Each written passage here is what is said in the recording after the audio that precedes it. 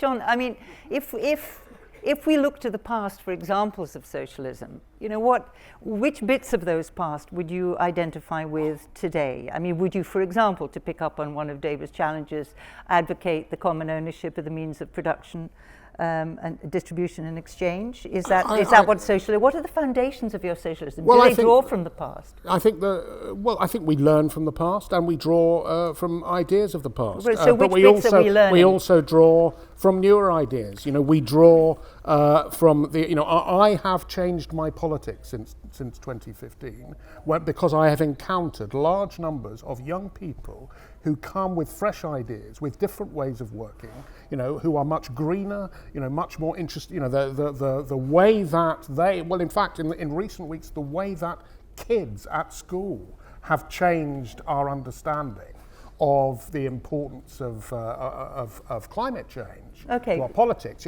even had an effect on Michael I have Gove. no problem with that, and but we are talking about socialism, and we're asking you to define it. But I think that David's discourse, which was actually about, in his view, two fundamentalisms, and that isn't a picture of the world as it has been. The truth is that things like planning and the state have always played an important role. We do not live in a fundamentalist capitalist world at all.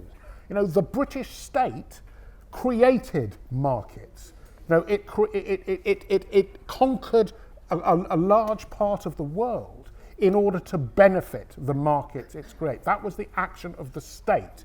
The state still today, intervenes. I mean, if you read Mariana Mazzucato's book about the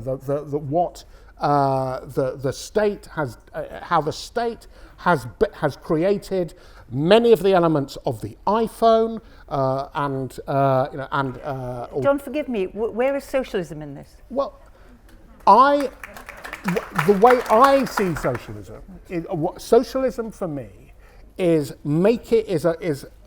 which would require a fundamental change in the way that society operates and the economy operates, is a society in which decisions are made for the benefit of people and not for profit.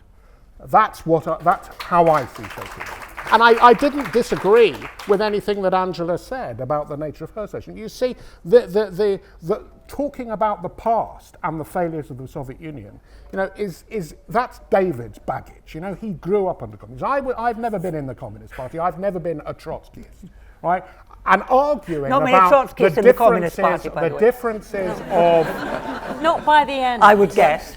Arguing about rehashing debates from 1917 or from the gap between the First International and the Second International really isn't very relevant to politics today. And young people understand that. But yeah. If you look at Bernie Sanders in the States, where it's much harder to conjure up support for the concept of socialism, he nevertheless uses that word. He probably uses it more than Jeremy Corbyn. So does Ocasio-Cortez, who's probably closer to the generation we're talking about than Bernie. That's true.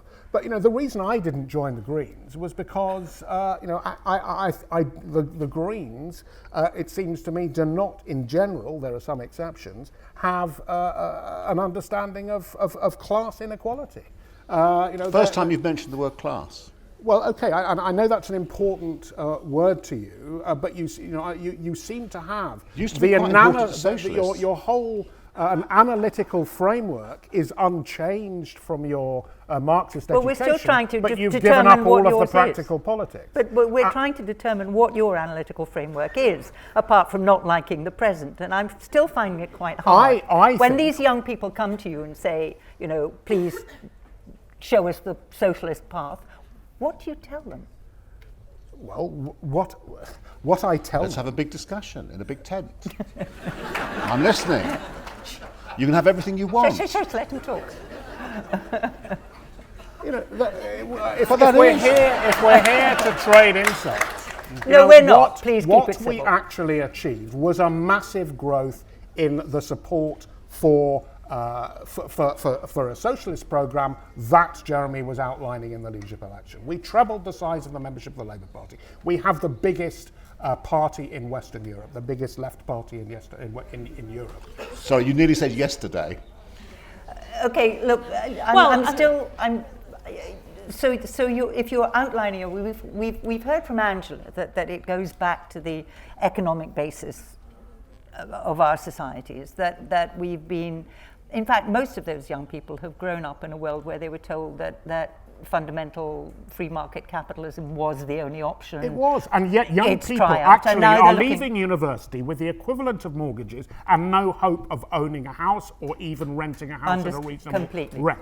And we've seen a you know, massive... They know they are going to have insecure employment. They are going to, you know, they are faced with unpaid internships We know what and we don't like. zero-hour contracts and apprenticeships, while the beneficiaries of the global economy are living beyond the reach of tax authorities. And we have regulators. seen this massive transfer of wealth upwards. I don't think anyone's arguing about that. But that will what carry we're on arguing, what we're without- still trying to understand is how you would bring about a transformation, and a transformation to what? By electing a Labour government that's committed to transformative policies. For more debates, talks and interviews, subscribe today to the Institute of Art and Ideas at IAI TV.